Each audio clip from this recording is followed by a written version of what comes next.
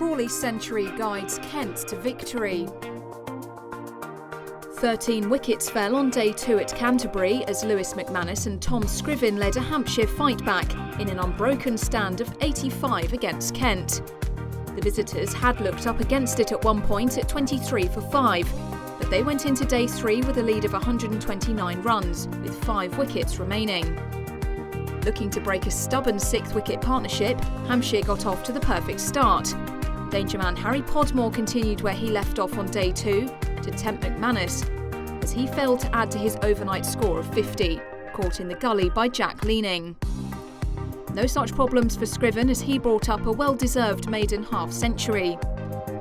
But Podmore's tail was up, and in his very next over he had his fifer. More swing from the Kent seamer tempted Scott Curry in, as Heino Kuhn took the catch. Podmore now 5 for 35, with Hampshire's lead now at 141 with 3 wickets in hand.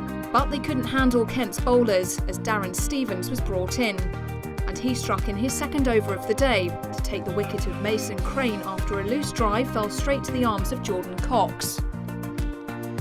Scriven's fine innings would come to an end in tame fashion, as a loose drive off Stevens fell into the grateful arms of Podmore. Hampshire would add just 13 more runs as Grant Stewart caught Ajit Dale out, with the visitors all out for 159.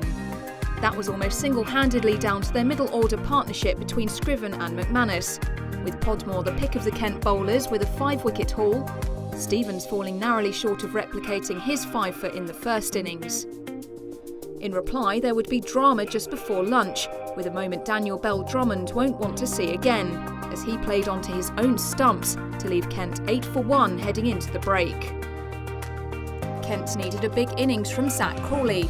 After the England batsman fell for a duck in the first innings, but he looked comfortable early on to move the home side to 25. Alongside Marcus O'Riordan, they bring up 50 for the hosts, before bringing up the half-century partnership with a boundary to lead the Kent recovery. Crawley began to rediscover some of his England form from the past few weeks with some quick-fire boundaries. But he was given a big reprieve, dropped by Dale at mid-on to compound Hampshire's misery as the hosts raced to 71. The visitors were made to rue that chance as Crawley brought up a half-century to move Kent firmly in control. And he brought up 100 for the hosts with another boundary, with victory firmly in their sights.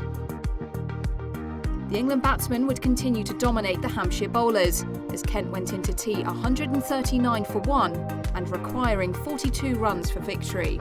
The evening session began where the previous one ended, as Crawley continued to steal the show to bring up his century with more fine hitting.